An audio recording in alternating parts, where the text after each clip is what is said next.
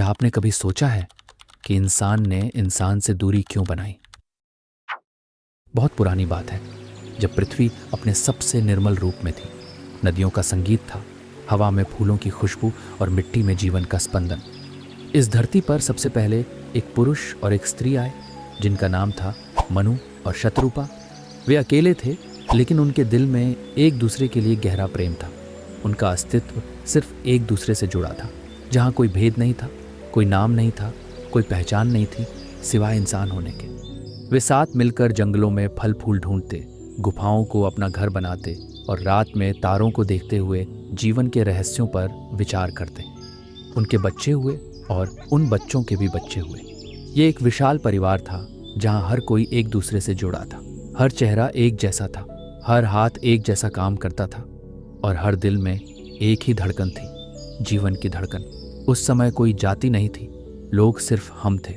पहचान का जन्म जब कामों ने हमें बांटा। पीढ़ियां बीतती गईं और परिवार बढ़ता गया।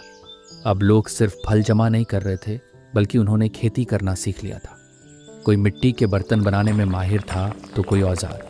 कुछ लोग ज्ञान और प्रार्थना में गहरी रुचि रखते थे, जबकि कुछ लोग अपने परिवार की रक्षा के लिए लड़ने की कला सीखते थे। धीरे धीरे उनके कामों ने उनकी पहचान बनानी शुरू कर दी। ये वो है जो मिट्टी का काम करता है, ये वो है जो ज्ञान देता है, ये वो है जो रक्षा करता है।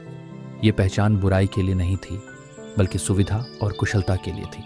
ये एक प्राकृतिक विभाजन था जो समाज को सुचारू रूप से चलाने में मदद कर रहा था। ये एक खूबसूरत व्यवस्था थी जहां हर कोई अपने हुनर से समाज में योगदान दे रहा था। ये था वर्ण का जन्म, जो कर्म पर आधारित था, जन्म पर नहीं।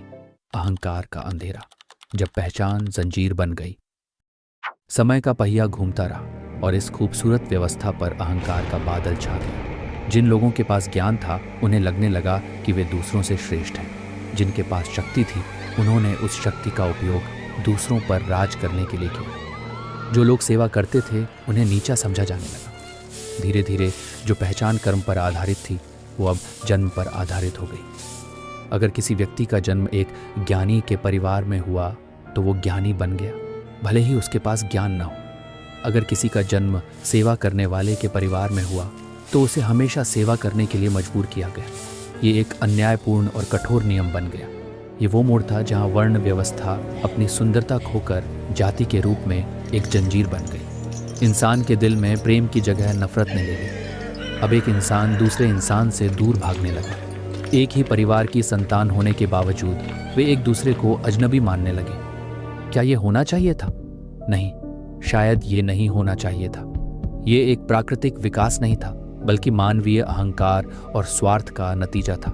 जिस व्यवस्था को समाज को जोड़ने के लिए बनाया गया था, उसने उसे तोड़ दिया। इसने मनुष्यों के बीच उन दीवारों को खड़ा कर दिया जो पहले कभी नहीं थी। परंपरा, रूढ़ियां और सत्ता के लालच ने मिलकर इसे और भी गहरा बना दिया।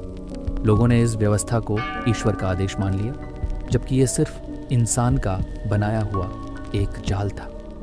अंत में एक सवाल। आज हम उसी जाल में उलझे हुए हैं। हम जानते हैं कि हम सब एक ही माता पिता की संतान हैं, फिर भी हम एक दूसरे से नफरत करते हैं। हम एक दूसरे की जाति पूछते हैं और फिर उसी आधार पर प्यार या नफरत करते हैं। ये कहानी हमें सिर्फ इतिहास नहीं बताती, बल्कि यह सवाल पूछती है, क्या हम इस दीवार को तोड़ सकते हैं? क्या हम उस समय को वापस ला सकते हैं जब हम सिर्फ इंसान थे और हमारी पहचान सिर्फ हमारा दिल था, हमारी जात नहीं? शायद यही मानवता की सबसे बड़ी चुनौती है। अगर इस कहानी ने आपके दिल को छुआ हो तो कृपया इस वीडियो को लाइक करें, अपने विचार कमेंट में लिखें और ऐसी और कहानियों के लिए कहानी विद सनी को सब्सक्राइब करें। कहानियाँ जो सिर्फ सुनी नहीं महसूस की जाती है।